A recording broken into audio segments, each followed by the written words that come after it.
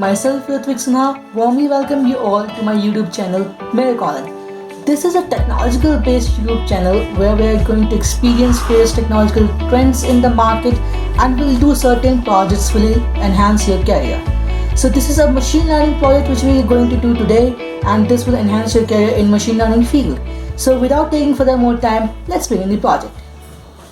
So yes, this is the project. The project information looks like this. The project comprises of applying various data science techniques. The data is collected through web scraping, which is mounted in the Google Drive and used for that. Actually, I scraped the data on ESPN Cricket Info website because it's quite relevant website for collecting data regarding cricket. So that's why I use ESPN Cricket Info. The data is then downloaded from Google Drive, uploaded on GitHub profile Ritvik53. This is my profile. You can visit this profile and get the code and the CSV file from there, and please follow me. The data is then loaded here. The project proceeds with exploratory data analysis on the loaded data. The exploratory data analysis is a very major step in machine learning, so this is very important step. The end of the project is building a statistical model. The main aim of this project is to compare various machine learning models to get which model satisfies our need very greatly. The data is all about the performance of Indian men's cricket team in the second decade of 21st century, that is from 2010 to 2019, in one-day international matches. So before beginning the project, there are certain modules that you need to import. These are various libraries that you have to import. Your lib.request, PS4, pandas, numpy. These all are very basic libraries. First two are for extracting the data from particular URL that's used for web scraping. Pandas, numpy are very basic libraries in machine learning and in Python too. The matplotlib matplotlib library, cpond library, and plotly.express library helps for data visualization. Google.colab import drive library is used only when you are working on Google Collaboratory. Otherwise, if you are using some other IDEs, you don't have to import this library. Now I am importing logistic regression, SMOTE, random oversampler, random undersampler. These are various machine learning. Logistic regression is machine learning model, while SMOTE, random oversampler, and random undersampler are the balancing techniques. Similarly, random forest classifier, decision tree classifier, AdaPoost, gradient boost, bagging, and XGB classifier are all ensemble techniques in machine learning that you can use for modeling your data. Collections and importing counter is used to get a certain data size of the data set. Then the last library is sklearn.model underscore selection import train test bit is used for spreading our data into train and test. So let's begin the project. The first very basic step is the scraping of data, web scraping, of course. Yeah, I'm declaring the headers globally because I can use anywhere in the complete scraping code. In headers, I used team 1, team 2, winner, margin, ground, and match date. You can look here from here that team 1, team 2, winner, margin, ground, and match date are all the titles of the tables, while scorecard is also present, but I thought that this is not really relevant to our data. That's why I didn't use scorecard. Okay, get page function helped me to get the link list of elements, help me get the elements present in the table. Then I save the data in a data frame. This loop will call the URL every time because the URL is changing every time, but only this part, rest remains the same. And this part is what? This part contains the year, that is 2010 to 2019, and I put that years in the range, that is 2010 to 2020. In Python, the indexing goes just one before this value. Okay, now mounting the data in Google Drive. As I said, I am using Google Collaboratory. That's why I have to mount my data set which I had scraped in Google Drive. I used drive.mount / drive force underscore remount is equal to true. You have to use force underscore remount is equal to true only when you have certain files already stored at this particular location. Since I made certain projects earlier to this one also, So that's why I had certain CSV files already present in this location. That's why I have to put force underscore remount is equal to true. But if you are doing for the first time, then you don't have to write force underscore remount is equal to true. Okay, now loading the data and performing exploratory data analysis. It's very basic but very important step in my machine learning modeling. So first of all, I just load the data here in Colab, then saw the first 5 rows of the data set. You can see the data is now loaded. Now adding a new column named result, which stores the data whether India has won the match or not in the data frame. So from where I can get the result column. You can see there is a column named winner in my original data set, which contains the name of the team who has won the particular match. Like if Sri Lanka has won the match, then the winner is Sri Lanka, and if India has won the match, then the winner is India. And there are certain cases when the winner is like no result or tied match. So in that case, I had make if else conditions that if x is equals to India or x is equals to tied, then in result column should contains the value 1. I put India and tied cases of match results in 1, while the no result column and the team other than India winning the match put into the last column. Okay, now after adding that particular column in my original data set, now my data set looks like this. Earlier this column was not present in my data set, but now it is being there. So you can see that if winner is Sri Lanka, the result is lost because India has lost the match, and if winner is India, then result is 1. Okay, now I'm just seeing how many times India has won a particular match and lost a match. So I got that in 163 matches India has won, and in 86 matches India has lost. Just uses the count plot function of Seaborn library to see the graphical representation of value counts of won and lost. So I got this difference. Now I think that this is quite a big difference, so I thought this is a case of imbalancing the classification. So I had experimented very below that I used imbalancing techniques, but what was the result? What would be the result? I will show you later on. Now the EDA part begins, the exploratory data analysis. Now the first plot, this plot shows the visual representation of total number of matches India has either won or lost at a particular ground. So you can see that on x-axis I have lost and won, on y-axis I have various counts. So I'm just going to zoom in for you guys to get a better clarity. So this is made from plotly.express library. It's very interactive library in Python to get the data visualization parts done. So you can see that in Dhaka, India has lost fewer matches while won more number of matches. While at Jaipur, India had not lost any match, and India has won 3 matches in Jaipur in second decade of 21st century. Okay, so just zoom out for you guys so that shall we continue.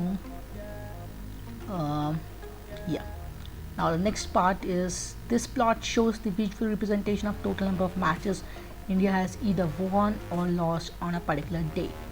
So now this plot is for day wise, so just zoom in for you. Okay, so on January 5, 2010, you can see that there is a dot in the lost column while there is no dot in the won column on January 5, 2010. So this shows that on January 5, 2010, India has lost its match.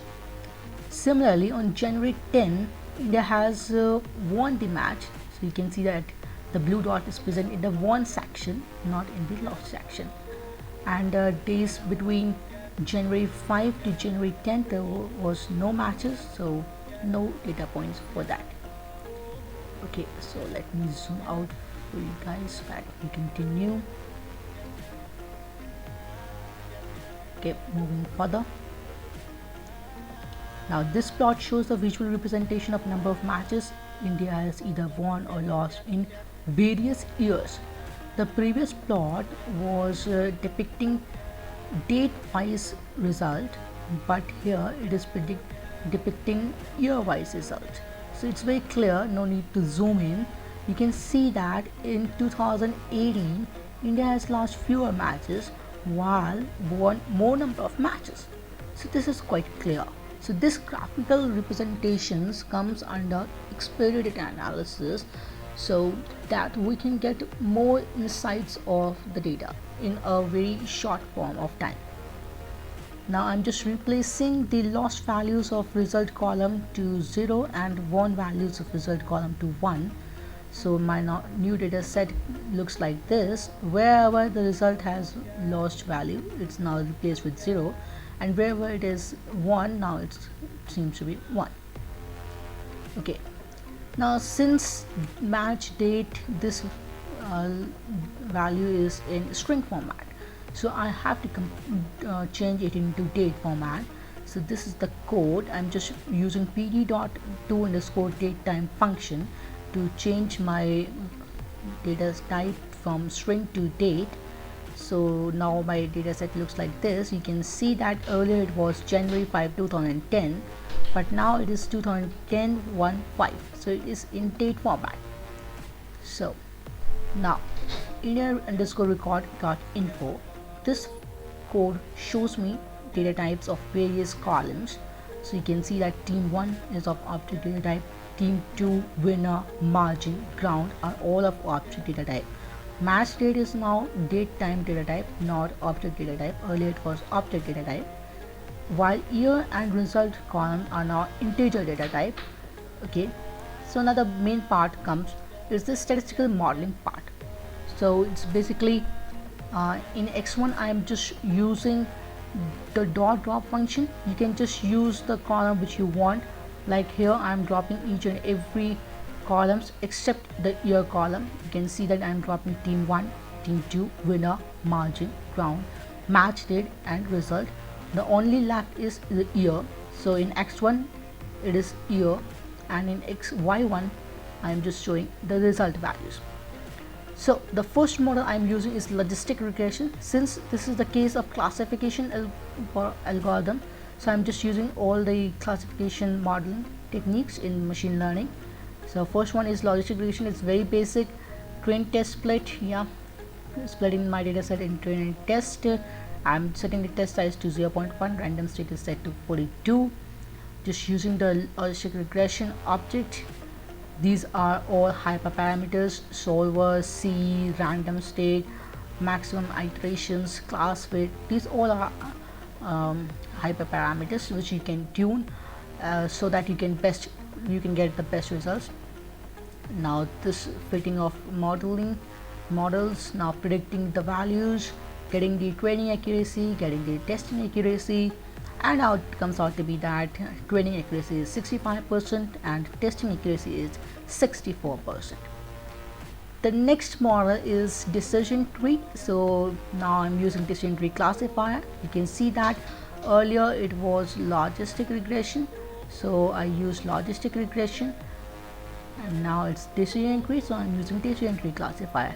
And again, everything that is under this bracket, like criterion, random state, maximum depth and so on, these all are hyperparameters. You can set any values which is the expecting value. Okay, now fitting of modeling is being done, predicting is being done, training and testing accuracy is done. So output comes out to be that training accuracy is 58% and testing accuracy is 52%. Similarly, AdaptBoost classifier is used. Here I do not use any hyperparameters to tune because I was getting the maximum accuracy when I was not tuning any hyperparameters. So the training accuracy comes out to be 65 and testing comes out to be 64%. When I used some hyperparameters in AdaptBoost, so I was getting testing and training accuracy below these values. So that's why I haven't used any hyperparameters. So it's up to you whether you want to use or not. The main aim is to get the maximum accuracy. Gradient boost is the next algorithm. Here I used gradient boosting classifier, learning rate, an estimator, subsample, maximum depth, random state. Again, these all are hyperparameters. Fitting is being done, predicting is being done, training and testing accuracy is being done. Now the output comes out to be that training accuracy is 66% and testing accuracy comes out to be 60%. Now comes the XGBoost model. XGBoost is used to get better results. Like here I was expecting some better results, but my data set was giving me only 65 and 64 training testing accuracies here also. I used random forest to get some different results. So now again I was very unhappy that the random forest was not giving the more accuracy, rather it is giving lesser accuracy. So our main aim is to compare these models to get which model is the best one for my dataset. Okay, so random forest gives me 56 and 54% training and testing accuracy respectively. The last model I used is bagging. So again I hadn't used any hyperparameters for this. Just fitting of modeling has been done, predicting has been done, training and testing accuracy has been found out, and it is now comes out to be 65 and 64% respectively. So let me open Notepad so that I can show you how I made the conclusion for you guys. The first one I used was logistic, where okay, so let's come back to the code. Logistic gives me 65 and 64 training and testing accuracy respectively. 65 and 64. Next I used decision tree. In decision tree I got 58 and 52 as my training and testing accuracies. Okay, the next one is AdaBoost classifier. Okay, so AdaBoost classifier gives me 65 and 64 training and testing accuracies respectively.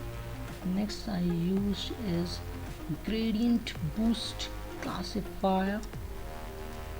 Gradient boost gives me 66 and 60 accuracy percentage. XGBoost gives me 65 and 64. 65 and 64. Random forest gives me 56 and 54.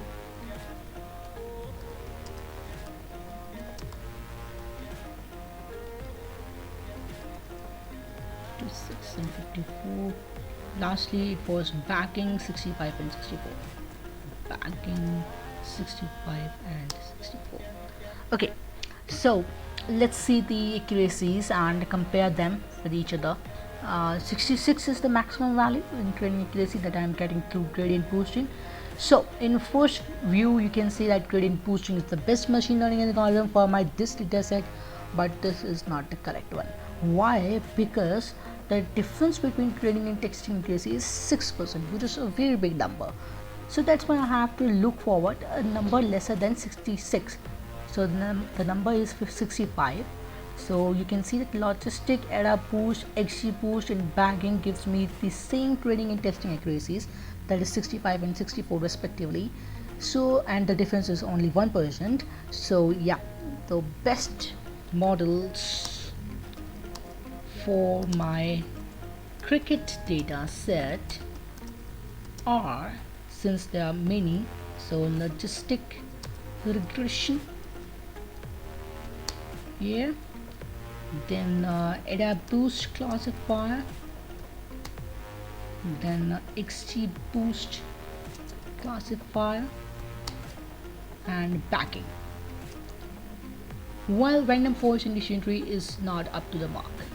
Okay, so I earlier told you that in my count plot I thought that this difference is quite big, so I thought that this is an imbalanced classification problem.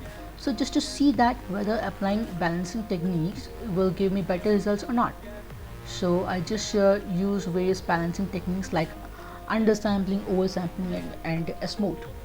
So first of all I had created objects for that, random undersampler, then fitting the random undersampler, then random oversampler and S-mode. So what undersampler do?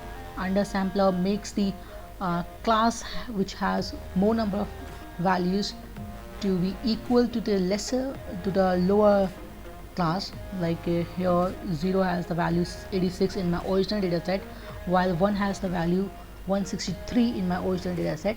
So what does random undersampler did, it just reduced the total number of values of 1 and it is now 86, while random undersampler will increase the values of the smaller class, that is 0 class.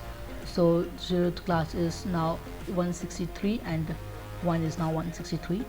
Similarly, S mode also increases the value of the lower class. So what does the balancing techniques do? Balancing techniques makes the classes balanced. Like here 0 and 1 is equal in all the cases. So moving further, now in logistic regression I applied undersampling technique. So earlier I was using X and Y here, but now I'm using X under and Y under because I made the X under and Y under as the objects of my model fitting in this case. So that's why I just the difference between this code and the earlier logistic regression code is just that I am just using X under and Y under in place of that. So now I'm getting the training and testing accuracy to be 68 and 58 while using OS sample. Again X over and Y over, just the difference is this, and again the training and testing accuracy are 68 and 58 respectively, and S mode is also giving me 68 and 58. So comparing this with the original one, originally I was getting 65 and 64, but you can see that now I'm getting 68 and 58.